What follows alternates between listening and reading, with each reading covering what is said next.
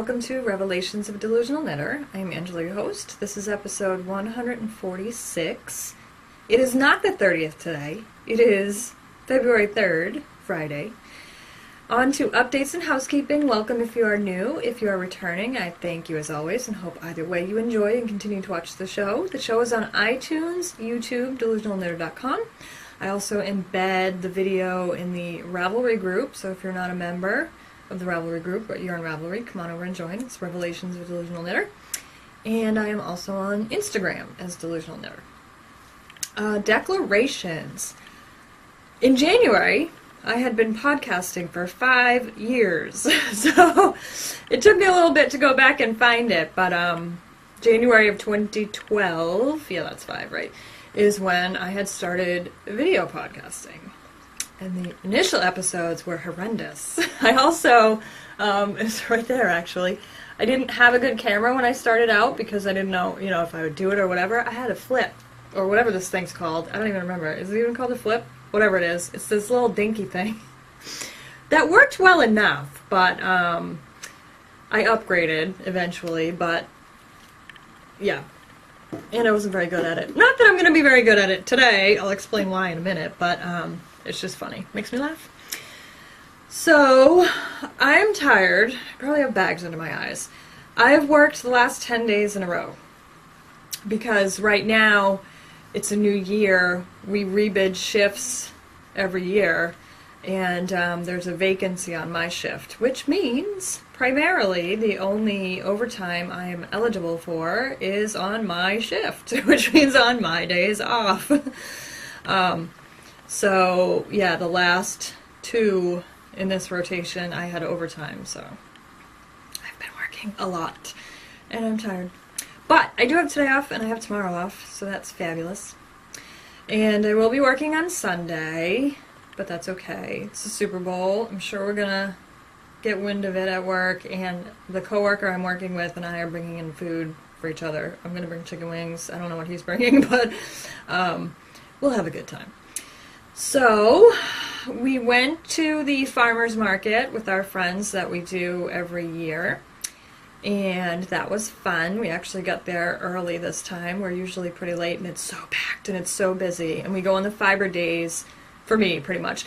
They're both interested in this stuff, and they like looking at the stuff, and I tell them about the stuff, and they enjoy it, because they're crafty people, they do photography and video stuff, and she does pottery, so and he does music, so they're pretty, into the stuff, and they're definitely knit-worthy, because they appreciate it.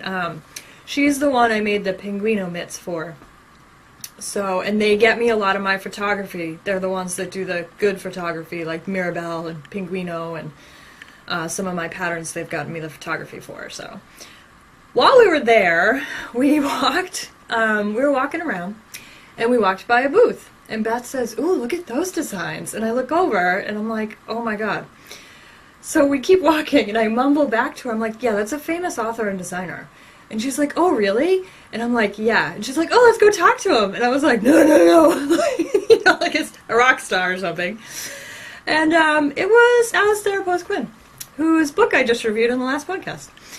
So we're just milling around, and she keeps on it. She's like harping on it, and she's jumping up and down, and she's all excited. And I'm like, no. And she's like, yeah, come on, we'll go over. We'll say you did a review on his thing, blah, blah, blah. And I'm like, no, it's embarrassing. No. And Scott looks at me, and she's like, come on. She's just like dragging me, and she's off. She's going over there. She's going over there with me or not. So I look at Scott, and he's like, no, don't worry. She's really good at this. She's not going to embarrass you. I'm like, okay.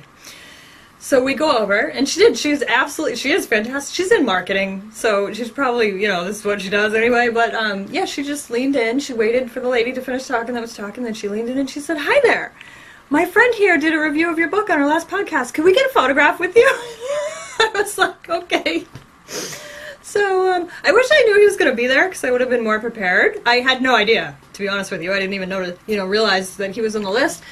So, I just said hi, introduced myself, blah, blah, blah. We chatted a little bit, and then I took off and ran away. But that was fun, and it was so funny that I had just done the review, and we're actually going to have the giveaway for one free ebook copy on this episode, so that was fun. And we had fun, and we went out to lunch and all that stuff, so that was a good time to see them again. The other week, actually it was probably 2 weeks ago now, I don't think it was last week. Yeah, I think it was 2 weeks ago now.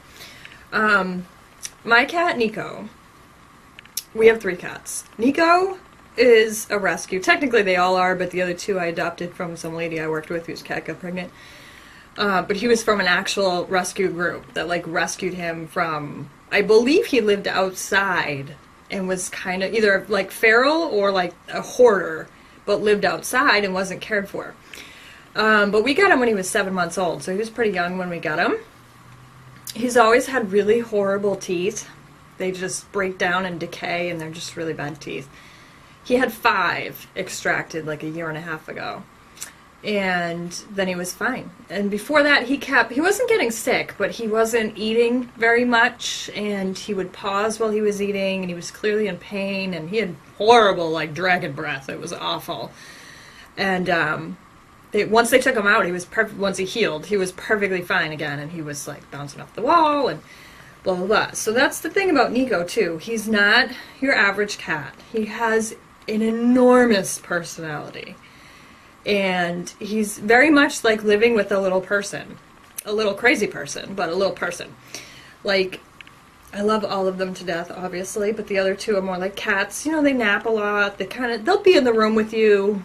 You know, they do greet me at the door, all 3 of them. And they do sit with me and snuggle and everything. But the other 2 are just kind of, they're more cat-like than, you know, Nico. For example, daily, before I go to work, I usually like do the dishes, do some stuff, sweep, you know, clean up. Nico's with me the entire time. You know, where if I'm in the kitchen doing dishes, the other 2, if they're even in there, they'll just be sitting over there, you know, hanging out or laying down. Nico's here. He literally sits on the counter next to the sink, right next to my face. Sometimes he plays in the water. If I'm sweeping the floor, he runs to the dust pile, and he has to run back and forth. It cracks me up. My husband gets annoyed with him sometimes because he is a little frustrating, but generally I laugh because he's just having a good time. He's just having fun. So he was sick, and I mean sick. I thought he was dying. The night before I got home at 10 from work as usual, I fed him. I used to never give them canned food. When Nico had the tooth thing, I started giving them canned food. I felt bad. I mean, he's literally got no teeth on one side of his mouth, so you can't really expect him to chew food. He can eat dry food. He does it a lot. But I was giving him canned food before he had the tooth extractions. And then I just kept giving it to them. And I give the other 2 just a little tidbit so they feel like they got something, because that's not fair. So that night, I got home from work around 10. He ate his food. He was asking for food, like he usually does. And I went to bed. I got up in the morning.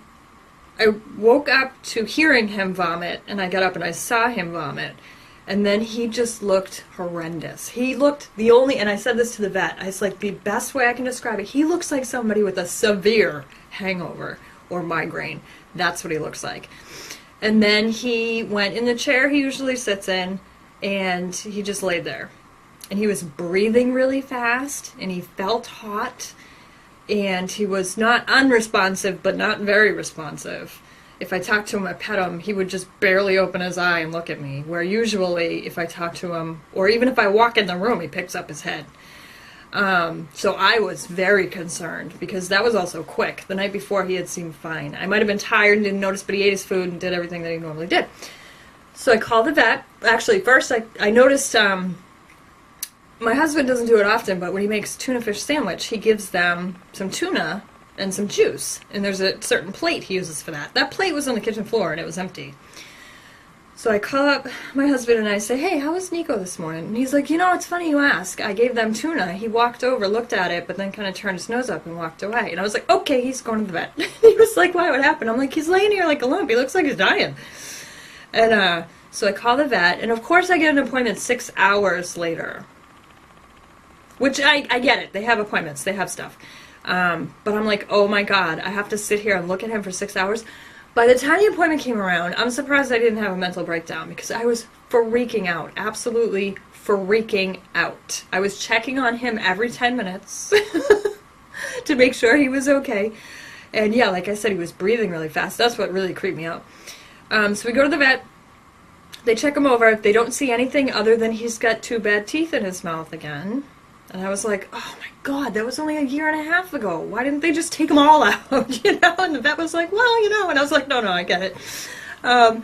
So she said, based on what he looks like, I'm thinking he's got an infection. He has a fever. And, you know, everything else is that. So here, I'm going to give him, we can go, you know, one of 2 ways. We can do blood work, we can do a bunch of tests, or we can give him an antibiotic, some fluids, and some anti-nausea stuff, and then just watch him for a day or 2. If everything's fine, then it's, you know, we're probably looking at the teeth. But if he's not better tomorrow, then you need to bring him back in and we'll do more stuff. And I said, that's fine. Sure, we can, you know, watch him overnight. So we had set him up. The vet asked me to set him up in a separate room since we have 3 cats so that we could monitor his water intake and his use of his litter box, because the only other thing she was thinking was like a bladder or a kidney thing. And then we could tell how much he was inputting and outputting, whereas with the 3, you can't tell who's going and who's not. So I set him up. I had to go to work. I had used 4 hours, and my husband came home early so that we, you know, crossed over. And I went to work. So I set him up in the other room with a bed and a blanket. When we got Nico, he was hiding under a blanket in the cage at the pet store with the rescue. And we took him out, and he looked not petrified like feral, but we were right next to the door. The door kept opening. People kept walking by. He was kind of freaked out. He just wanted to go back in his cage. So we pulled him out. We looked at him. He was super cute.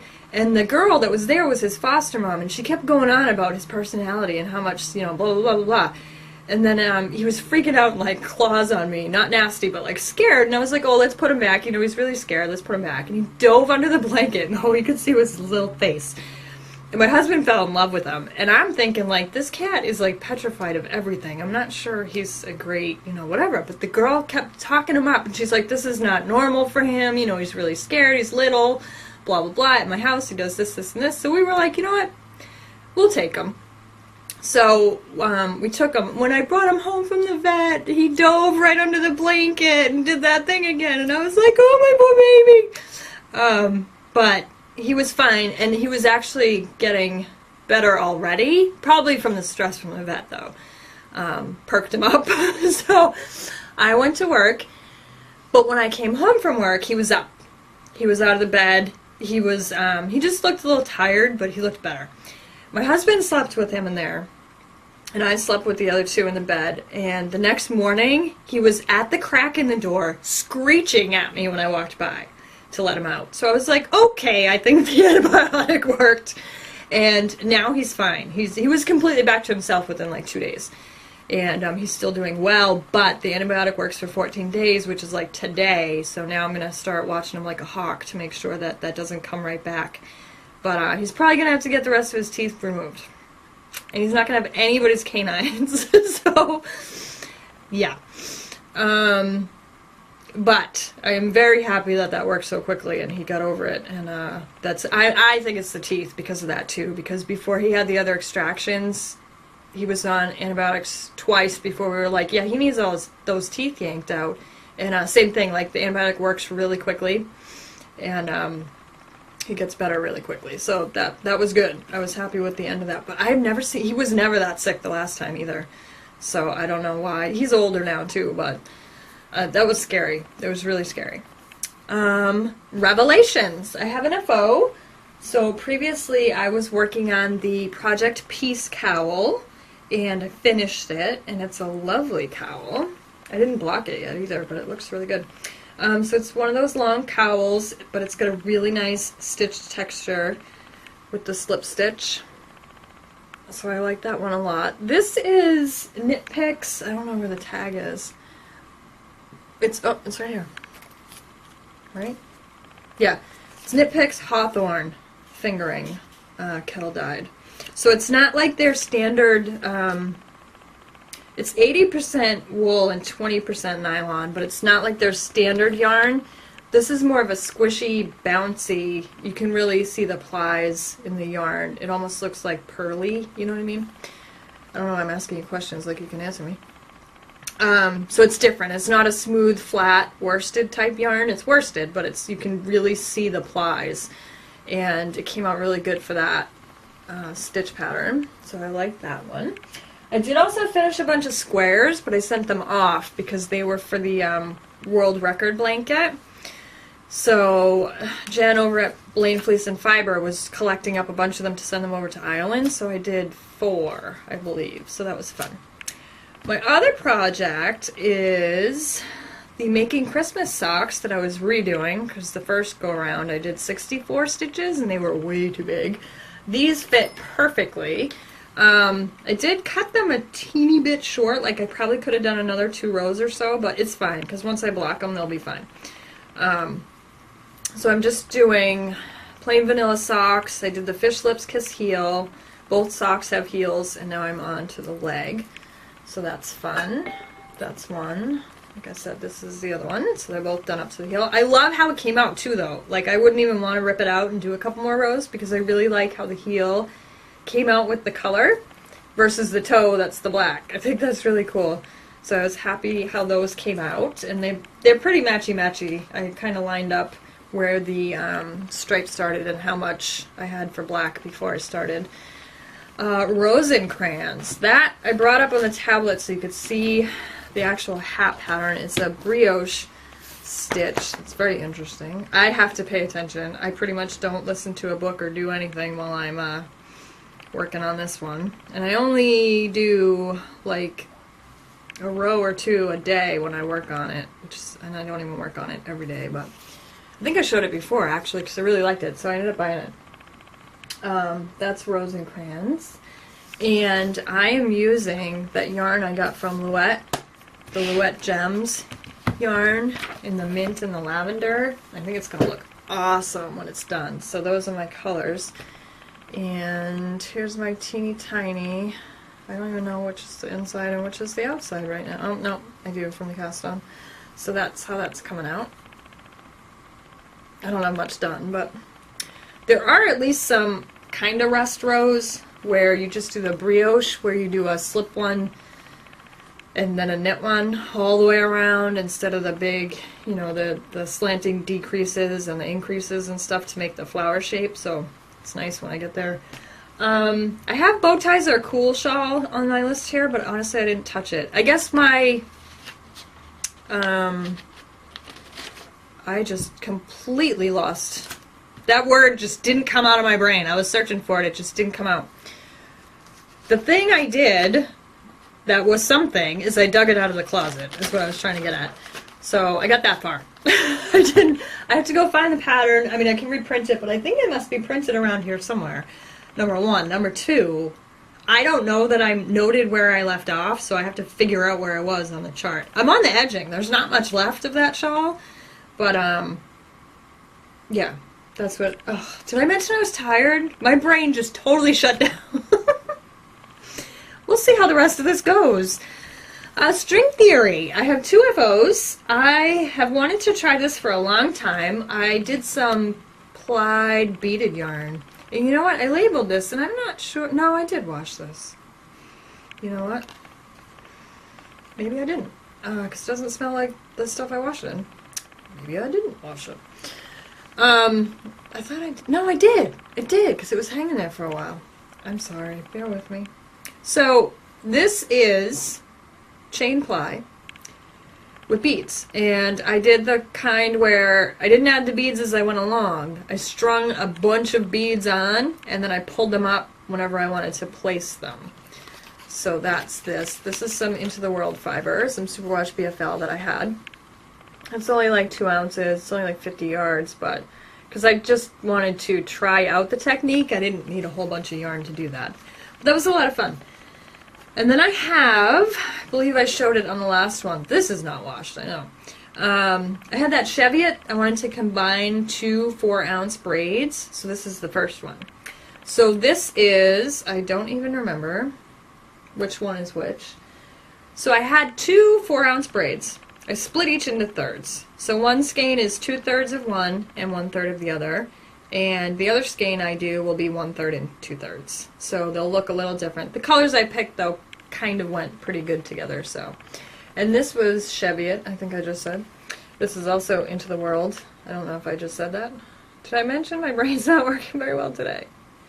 So this one came out good. Traditional 3-ply. And I also have, I'm going to use the picture because they're all right here. These were the John Galen tackly spindles that I was using for the January spin on the Yarn Therapy Zone. I don't feel like touching them right now because I think I will drop them on the floor. So this is how far I was with that. Pretty cool. And all I did for that, which is another thing I've been wanting to do for a long time, was I took a braid of Into the World and I broke out the colors, and I'm spinning like a different color on each spindle, so that's cool. And this is my latest one that I got. It's in that plum that matches the bowl that I have, but he started doing crystals on both sides so you can see it too. So a lot of his designs, the design was on the bottom, which is fine when you're not using it, but when you're using it you can't see it. So it's got these awesome crystals on it, and they're also on the top so I can see them when I'm spinning until the cup fills up. But this one's awesome too. This one's a heavier weight one, but works just as well as all the other ones. And that's it for spinning. Oh, I will have, for February on the Yarn Therapy Zone, we're back to Snyder spindles. So I'm going to pick up the one that I did last year and finish it. So I have one turtle done, which is this one. That came out really good. And his spindles are awesome. He's got drops as well as Turks. And this one is a cutout Turk. You can't see it because it's covered up now by the cup, but this has got hummingbirds on it. And they're fairly inexpensive, but very, very good quality. And he's now getting into some exotic woods that are a little bit more pricey because of the wood, but they're really excellent spindles. And this is 1/3, and I have the other 2/3 on 2 other spindles. So maybe I'll finish that one up this month. So, and, oh, I almost said that's it. You know why? Because I forgot to write it down. So on Blaine Fleece and Fiber, she's doing an Icelandic spin along for January and February because that's some of her sheep are Icelandic crosses. And I have Miss Black Velvet that I was spinning up. So I have 4 ounces of Black Velvet. This is 2.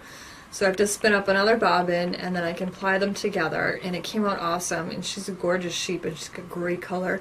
So this one I spun as recommended by Jen, which is totally not what I would usually do, but you need put in very little twist because otherwise it turns to rope, which is what happened with the sample I did previously. So she's right.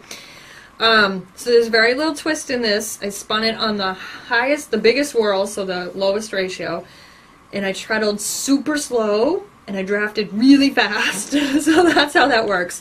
And it came out awesome. I'm really happy with it. This is another thing that I have to pay super attention to because I'm treadling really slow and drafting really fast. And that's really hard to do. It's like chewing gum, walking, patting your stomach, and rubbing your head at the same time. So this is some more of her fiber, the other 2 ounces. But yeah, it's gorgeous. It's super soft. It's beautiful. And I love it. So I will be finishing up that. I also have some Icelandic from that farmers market that we go to every year, except I got it like 2 years ago or 3 years ago, and it's washed. And what I was going to try and do, if I can, is when I was doing that, I was kind of doing some research and I was watching Judith Mackenzie's Spinning Primitive Breeds. You can actually separate the inner and outer coats and spin them separately to get 2 completely different kinds of yarn. Now, I don't know how much of the lock structure is left in this washed fiber because I didn't wash it. It came like this. And so I have to see how easy it is to pull them apart. If it's like super, super hard and ridiculous, I'm going to give up and probably get some fleece at some point to try it with, where the locks are really still structured so it's easier to pull them apart. Because if that's all like mushed together, it's just going to be, I don't think it's going to go very well. So I will be trying that because the downy part of the Icelandic, the undercoat, you can actually spin like lace weight, you know, and it's very soft, very, very soft, like cashmere or angora kind of soft, so that would be really cool. And the outer coat is very much like a guard hair or like a long wool, so you can spin that worsted and have two completely different things. So that would be really, really cool. Alright, my camera's going to shut off for the 29 minutes. I've babbled a lot, so I will pause here and be right back. Okay, we're on to scrolls. I did say I was going to do a book review of PLY Magazine. Now, I didn't actually sit down and write up a review. I'm just going to kind of do it on the fly. And given today, good luck. Not that I didn't have like a month or more to do it, but yeah, I didn't. So, PLY Magazine is a spinning magazine, obviously, or not, I don't know, maybe you didn't know that. And I have been a subscriber since issue number 1, so that's pretty cool. So the first thing that I will say about PLY Magazine is the physical magazine itself is fantastic. It is super sturdy. The paper is very thick and very glossy. So they stand up very, very well. And they're like having, you know, books. Small books, you know, like I have some here like tatting books or spinning books. They're like almost the same thickness. So they will hold up very, very well. The other thing I really like about PLY Magazine is that, I don't know about the first issue because I didn't go back and look at it, but every issue is its own topic. So if you're a subscriber, you essentially have an encyclopedia of spinning at your disposal. I really like that because it's one topic, many different ways to do this one topic. For example, the last one I have is all on plying. It's all on plying. That's all the entire magazine is about. Some were different types of wool. There was long wool. Oh, that's what I didn't do though. I meant to go and look up the topics for each issue before I started, and I didn't. Anyway, so, you know, I don't think I can read them from here though. So they're all different topics. You can look at the list if you're interested in subscribing. You can look online. So that's one of the things that I really like about it. So it is essentially like a little book about that particular topic. I know there was one on long wool. I'm pretty sure there was one on like BFL. There's been some on like color. There's been some on different drafts, worsted and woolen. So it's really cool. JC Boggs is the primary brain behind PLY Magazine. And each issue, so it's got different sections related to the main topic, but it's got some, today was not a good day to do a review when I can't think of words. It's got some sections that are this in every issue. Oh my god. I may be having a stroke. I joke about that, but we joke about that at work a lot. Do you need an ambulance? Are you having a stroke? Regular features. That's a good way to describe it, as the magazine does.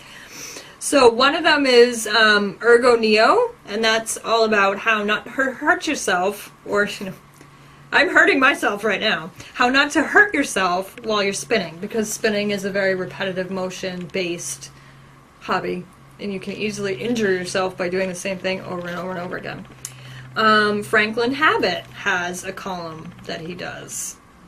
There's a review, usually of a spinning tool or something like that. An interview type thing of some spinner and what they do. Behind the curtain, so a little bit about PLY Magazine. Follow the fiber, that's usually about a particular fiber. Let's see what this one was, page 74. Let's go see.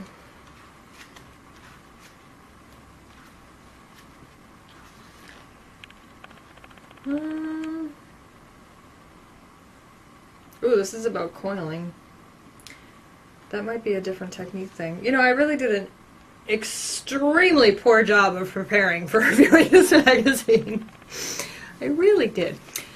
So, the other thing, the photography is great. Is the text that big throughout the whole thing? Yeah, no, it's not.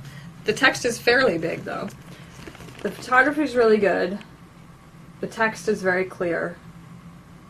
and there are some ads in it, but they're sprinkled throughout, and they're, you know, related. They're all spinning things.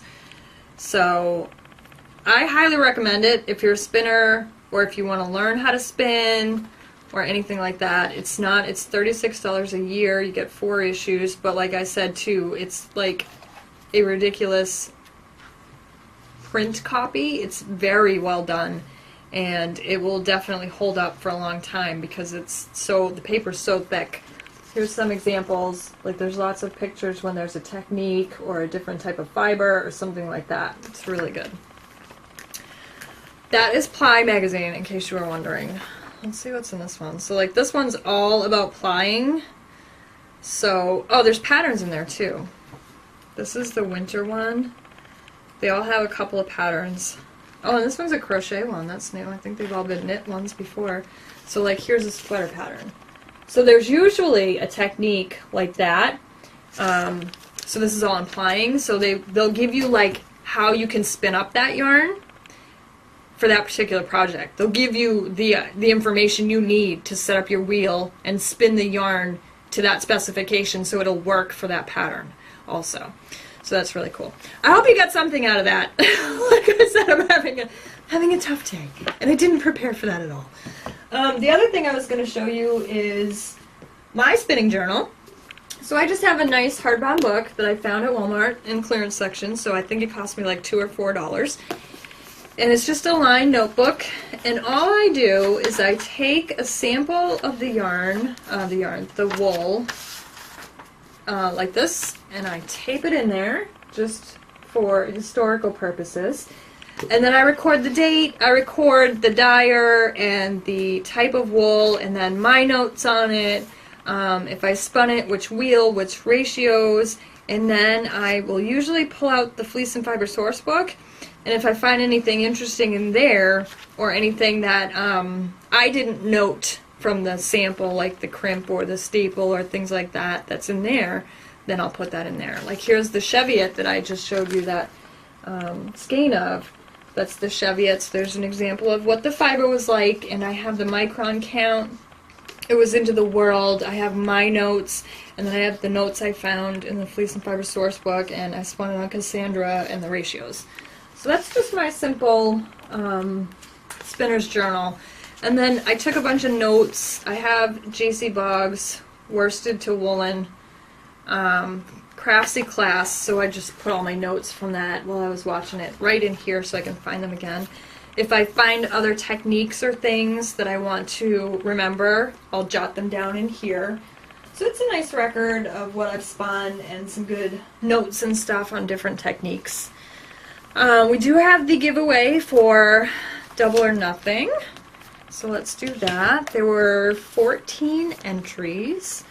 I was the first post, so I've done the random number generator 2 through 15 here.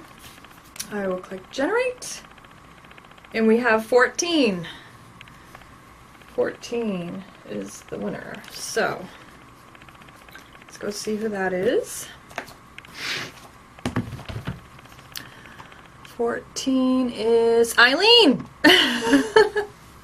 That's funny. So that is Eileen. We did a swap together. I believe you sent me my package, so that's very exciting. So I will tell Jocelyn to send you the copy of Double or Nothing, your copy. What else do we have here? Testaments. Okay. I went to the farmer's market thing, so I have my goodies from there. I also got my Into the World shipment for January. It's called Pasuma. It's Corriedale. It's these lovely dark colors. Oop. That's exciting as always. So I didn't get much at the farmer's market. I did get, there's a place that makes chocolate chip pumpkin bread that is to die for. So I got one of those, and I've been eating it every day. And I got some jams, and I got some teas that were really good. But as far as fiber is concerned, I didn't go bananas. I did get some Fox Hill Farm. This is Cormo, 100%. It was just these purples there. And Beth, I looked at it, and Beth was like, that is totally you. You have to get that. It probably matches my hair. So it's just this lovely purpley gray yumminess. And I have some more of their fiber from there previously, and they have really excellent fiber. They have some nice blends too. And I was going to get a spindle because Bosworth was supposed to be there, but they weren't, which is fine. Sometimes they're not. The place that hosts this event, I think, just keeps a list of their whatever vendors, but it doesn't mean they're there on that. There's more than one fiber day, so they're not necessarily there every single one. So that's fine. But because I brought enough money to get a spindle and didn't buy a spindle, I consoled myself by buying an ounce of cashmere. So this is an ounce of cashmere that is absolutely amazing, that I'm going to spin probably on supported spindles so I can get a big bang for my buck as far as spinning it. Plus, I'm not real good at long draw on the wheel anyway, so it would probably be better if I do it on spindles. And that's pretty much all I got that day. I also got, I've been waiting for this because I kept missing it. Every time I saw it, they'd be sold out. Stitched by Jessalou has this awesome fabric print for The Hobbit. So I got one of her wedge bags. And it just fits on this bag so perfectly. And her stuff is always awesome, and she does an excellent job. Like, it's just perfect. The way she cuts the fabric and lines everything up. You know, everything's centered, everything's awesome. The colors are great for all the accessories. It's got her little bee on it with the, and then the inside is a fabric that's all books. So that's really cool. And I'm really excited that I finally got my Hobbit bag, because I've been, my fault, I kept missing the updates and everything, so I kept missing the fabric, and they would always be sold out. I think that's all I got for Testaments. It's not, because I went cuckoo bananas this month buying spindles, but I'm just going to show them to you when the month for that spinner comes up. For the Yarn Therapy Zone every month, there's a different spindle maker that we spin on, if we have them, and I kind of added to my stash, so I'd have at least one for every month. Yeah. Okay. Intentions, delusional knitter designs. Well, the first thing is, when we were at the farmer's market, Beth said she was wearing her Pinguino mitts. We had separated for a little bit to do different things, and she came back and she's like, oh, a bunch of people asked me about the mitts, and I'm like, did you tell them where they could get the pattern? And she's like, well, delusional knitter. I kept saying delusional knitter, and I'm like, Beth, Ravelry, remember that name, because everybody knows that. And she's like, well, I don't know, because... And she's like, you know what you need? Business cards. We can write the pattern name on it, and I can hand them to people. So, when I got back and had some time, I took her advice, and I made up business cards. And then on the back, there's plenty of room to scribble a pattern name or whatever. So, I'm excited about that. I did have business cards before, but it was more for the Etsy shop when I was dyeing yarn and stuff, and I don't really have that up and running right now because of the remodeling in the house. I don't have the basement space with the water running and everything to do it, so those weren't really applicable. So, and Vistaprint and everything are really inexpensive to get, you know, 250 cards. It's like nothing. So I made up business cards just for designing, so that's fun. I am working on a sock pattern, so I will need test knitters if you're interested in knitting a sock pattern. It is going to be toe up. Once that's done, I may add the cuff down one, but to make sure this works, the first go around is going to be a toe up version, just so you know. And I will put a call out for that, but keep an eye on that because I will be needing test knitters for that. Hearsay. I did post, finally, the epic knit along prizes from the knit along for last year. I did go through and get prize winners for that. I apologize for it being so late. We're not really going to do a prize-based knit along this year because it's just, I can't do it. So we'll probably have like knit alongs, but getting the prizes and getting the prizes out and everything is really time consuming and kind of, I'm not doing it. I do have a welcome thread on the board, a new one, an updated one. So I just wanted to go through those people that did post. I appreciate it. I didn't get back to everybody yet, but a lot of you have been around and we chat often anyway. Shannon from Arizona, Lori from New Hampshire, is not very far from me, Melody from Georgia, Linda from Pennsylvania, Diane from Ohio, Victoria from California, Eileen, who won the double knitting book from Washington, Julie from New Jersey, and Steph from Ohio. Welcome everybody, and thank you for speaking up and saying hello. I do have some sad news that I don't even want to talk about, to be honest with you. I guess I'll say it really quick. Blaine Fleece and Fiber, I've talked about a ton. She's really fun, her board's really fun, there's a lot of fun stuff going on there. One of her sheep passed away. And he was my favorite to spin, so that was really sad. But Mikey passed away, and that was really sad. Ooh, sorry. It's just so heartbreaking, you know? Like I said, the thing with Nico just breaks my heart. So we will miss Mikey, and we are sorry for Jen and her family. And moving on. I'm a mess today. Bullet journal. I had some fun stuff. I don't even know if I showed the new one, did I? Because it's a new year. I did a fun spread for, like, moods and, like, days and how your day is going. I saw some examples of this in Pixel, because you're kind of doing little squares, so that was a lot of fun. And I'm having fun with my tracker's going pretty good. That was for January. That's just what I do for my tracker. I had fun with some, like, here's the books I've read. So I had fun coloring that in and doing all that. I'm not a very good doodler. I'm okay, but sometimes it's awful. What else did I do? This was fun. I have a spin your goal. So I have a little sheep, and I'll just fill in the sheep as I go down my 40 ounces. I don't think I showed that before. And I have been practicing on doodling because there's some Instagram people who do like a monthly doodle challenge where they give you like ideas. I didn't finish January, but like here's the doodles for January. And I have set up my February, but I'm already behind, so I haven't done much yet. And I think that's probably it for bullet journal. I did find some new pens that I love a lot. I really liked Pilot G2, but they're kind of, I don't even know how to describe it, like the ballpoint kind of scratchy across the paper. I found Papermate Ink Joys, which is essentially the same like gel ink. It's almost a little bit juicier and the colors are a little bit better, but it's really smooth when you write with the pen. I really like those. I think those are my new favorite. Ravelry patterns. I do have some Ravelry patterns for you. And this is going to be a long episode. And I am... At this point, you probably think I'm like manic depressive or bipolar, right?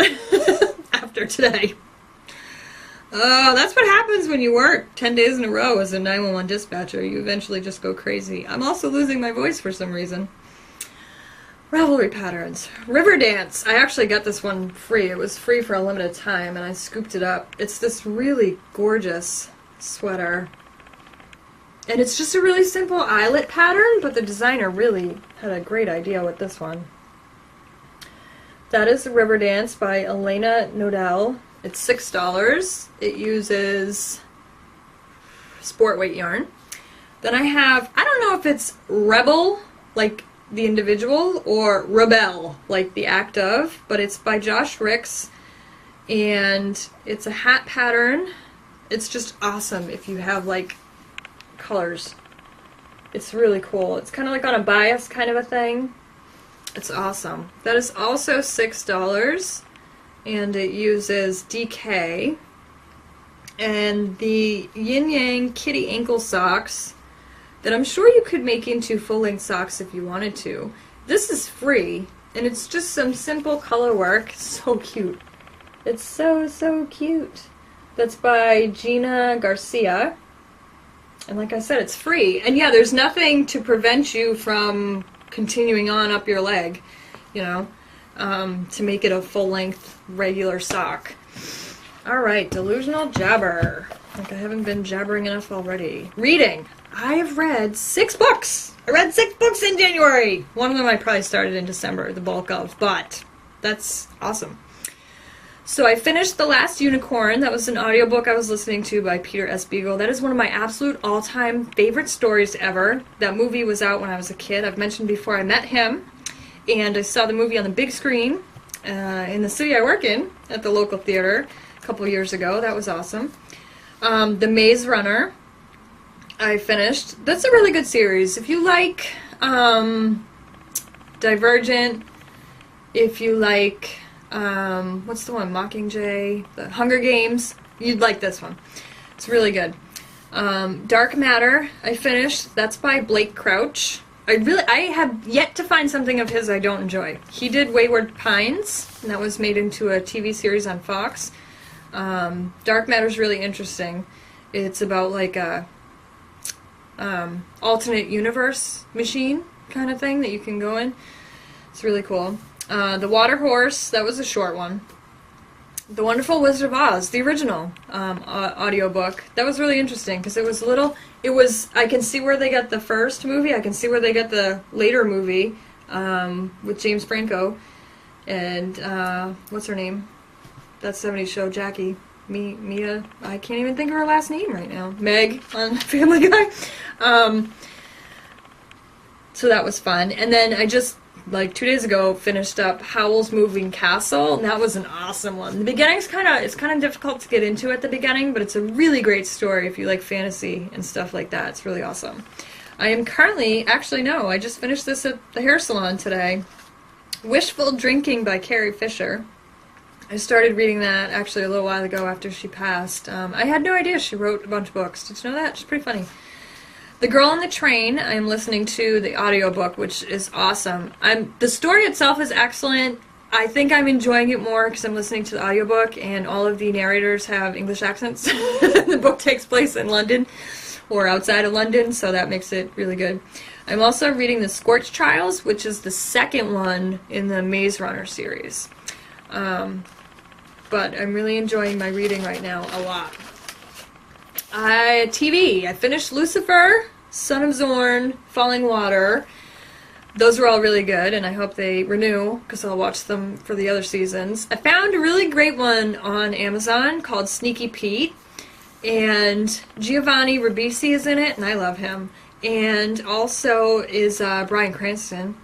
And, what's her name? Shoot. Margot Martindale? I think that's her name. I love her. Sneaky Pete is awesome. If you have Amazon Prime, you should at least give it a try. I don't know if it's your genre or not, but it was really well done, and I really, really enjoyed it. And right now on Netflix, I went back. I never finished it. I never watched it when it was on, but Breaking Bad. Because, after Sneaky Pete, I was like, oh yeah, I never finished Breaking Bad. I should watch that. So I'm watching that. Now, Breaking Bad, if you watched Better Call Saul, I'm actually happy that I paused on Breaking Bad and went back to it, because after watching Better Call Saul and then jumping back into Breaking Bad, it's really cool because I have a lot more backstory on some of the characters, so it's really interesting. Movies. I had a movie night one of my days off a few weeks ago, and I really enjoyed it. I had to rent the movie, but that was okay. The Maze Runner, because I'm doing this thing in 2017 where I'm reading books and then watching the movies. And so we have surround sound. We have a fairly large screen TV in the living room, so I shut all the curtains and I made it dark and I put the surround sound on and I had some food and I snuggled up on the couch and I was watching that, and that was really fun. I enjoyed myself quite a bit with that one. So I hope to do more movie nights for myself in the future, because I enjoy that, and I don't know why I don't do it. It's a lot of fun. And I think that's about it for this episode. I apologize again for I'm just all over the place today. I got my hair done today, and a girl that I work with and I went to decided that she kind of wants to have a family and stuff, and she decided that she needed a job with benefits, so she left. So they booked me with somebody else there, so that was today, so I went to her, and she's great, and I like her a lot, so I'm going to keep going to her. But it was a little nerve-wracking at first because, you go to somebody and get your hair done for a year and a half or so, and then all of a sudden you have to go to somebody else. It's a little nerve-wracking, so. But I like that girl, and I will definitely go back to her again.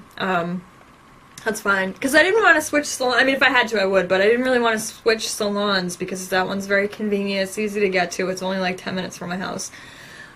So I do want to go there, but yeah.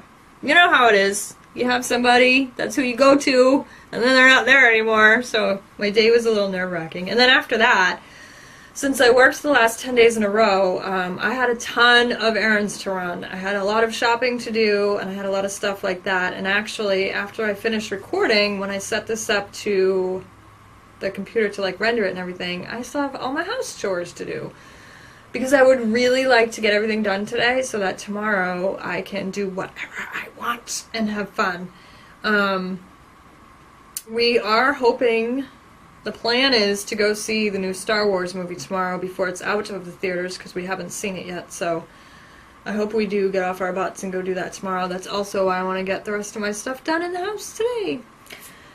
So, I think that's it for this episode. Again, like I said, I apologize for being such a spaz today, but, you know, it is what it is. I don't know what to tell you. That's how it goes. But I thank you for joining me, and happy knitting and spinning.